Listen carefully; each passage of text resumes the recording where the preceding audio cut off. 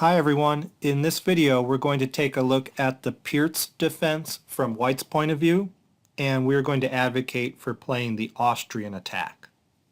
So the Pirc defense begins e4, d6. Now let's talk about the purpose of this move d6. Well, it certainly gets a diagonal open for the light squared bishop. That's good. But the main purpose of this move d6 is to stop White from pushing his pawn to e5. Black's plan in the Pirc defense is to build a house for his king, to borrow a phrase from Yasser Seirawan. And what he means by building a house for your king is developing the knight to f6, playing the pawn to g6, and fianchettoing the bishop to g7. And then you have a nice, safe little haven for your king. You can castle kingside. Well, in order to do that, the knight on f6 must be stable. You can't get it driven away. So that's the purpose of d6, to stop White from driving that knight away with the move e5. Okay, so we will continue in the normal way and play d4, gaining space in the center, establishing this classical pawn duo. And then Black will start to build his house, probably with the move knight to f6. And that gains a tempo. We have an attack on the e4 pawn. So we'll play knight c3 to defend it. Then g6, continuing with the development plan. And now here's where we're at a crossroads. White has a choice of several popular moves in this position. And what we are going to look at in this video is something called the Austrian attack, which is the move f4. It's a very aggressive way to play against this Pirc defense.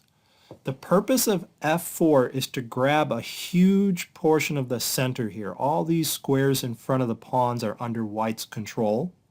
And f4 will support a pawn push to e5. And White will normally develop the knight to f3 behind the f-pawn rather than in front of it. And this bishop on f1 typically goes to d3. So that's White's plan. All right, well, Black will probably continue with the kingside development plan, and his house has been built. He's ready to castle into a nice safe position. And we'll play knight f3 behind our f-pawn. And now the main move that Black plays here is castles. But before we look at that, let's look at one sideline. Sometimes Black plays the move c5. And this is known as the dragon formation of the Austrian attack. It's called the dragon formation because the pawns here, here, here, here, here, and here are in the same formation as they are in the dragon variation of the Sicilian defense. Okay, so what's the point of this dragon formation? Well, Black may play queen to a5 to pin the knight on c3, which will then be a threat to take the pawn on e4. So that's Black's plan. So what we will do is we will grab this pawn on c5 and let Black go ahead and play that queen to a5. Black probably doesn't want to take the pawn directly back because we'd have queen takes queen check and Black would lose castling rights. So Black will play queen to a5, which is now a threat to take the e4 pawn. So we will protect the e4 pawn, bishop to d3. And then Black will recover the pawn with the queen. And now we need a plan to get castled safely on the king side, and the Black queen is now on a diagonal leading to g1. So we will play queen to e2, which will support our other bishop to come out to the e3 square to attack the Black queen and get ready to castle. So here Black might castle. We will play bishop to e3 as planned. Queen will go to a5 or maybe c7, and then we will castle. So that's our plan against the dragon formation. It's about an equal position. I prefer White. White's developed a little bit better, and with the pawns on e4 and f4, we do have more space. in the position. So let's go back to the main line of the Austrian attack. Okay, right here after knight to f3, black will normally just castle, and then we'll continue with our development plan of bishop to d3. And we're getting ready to castle on the king side as well. So here, it's very important for black to very soon strike at white's center. He can't just let white keep this center forever. So black is going to have to choose between two different pawn breaks, either c5 or e5. And so he needs to prepare one of those moves. And so we'll look at both alternatives. First, we'll look at the plan where black intends to play e5. He can't play that yet because white has that square firmly under his control. So black will prepare it with the move knight to c6. So knight c6 prepares the move pawn to e5.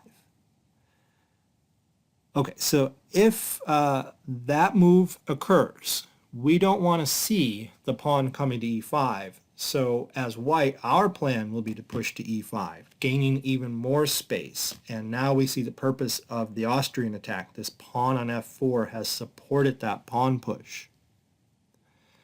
Now since we're forking the knight and the pawn, you most likely will see black take our pawn, d takes e5, and then we will capture toward the center. My arrows here indicate that black is attacking the d4 pawn right now twice, so we have to watch out for that. But before we defend it, we will first recapture the pawn toward the center and attack his f6 knight. Okay, the knight will most likely go to h5, and now we have to guard our d4 pawn, and we'll do that by developing our bishop to e3. Okay, black now develops further with bishop to g4, pinning our knight, affecting our center. And he's threatening to remove a defender of the d4 pawn.